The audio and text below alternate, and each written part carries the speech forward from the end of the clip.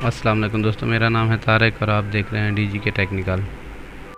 जी दोस्तों, आज हम बात करने वाले हैं TP-Link रूटर के बारे में कि आप इसका पासवर्ड कैसे चेंज कर सकते हैं। सबसे पहले अपने मोबाइल को अपने TP-Link रूटर से कनेक्ट करें। उसके बाद जाना है आपने गूगल क्रोम में और गूगल क्रोम में आपने अपने रूटर की IP डालनी है। IP डालने के बाद आपको कुछ इस तरह का पेज नज़र आएगा। यूज़र नेम और पासवर्ड में आपने एडमिन लिखना है। उसके बाद आपने लॉगिन पे क्लिक कर देना है। उसके बाद आपने जाना है वायरलेस में।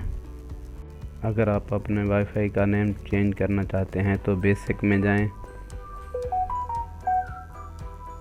बेसिक में जाने के बाद वायरलेस नेटवर्क नेम में जाएं और यहाँ पर आप अपने वाईफाई का नेम चेंज कर सकते हैं।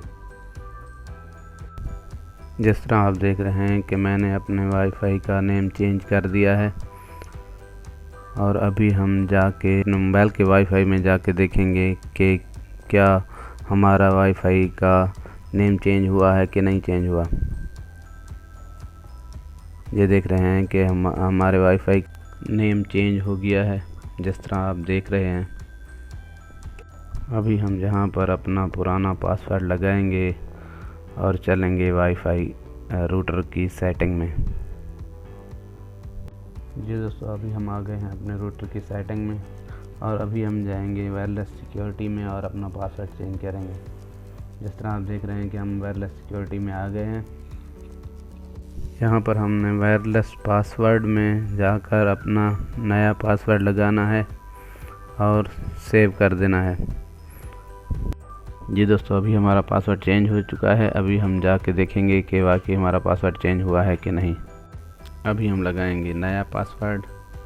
जी दोस्तों, हमारा नया पासवर्ड अभी काम कर रहा है। इसका मतलब है कि हमारे वाईफाई का पासवर्ड चेंज हो चुका है।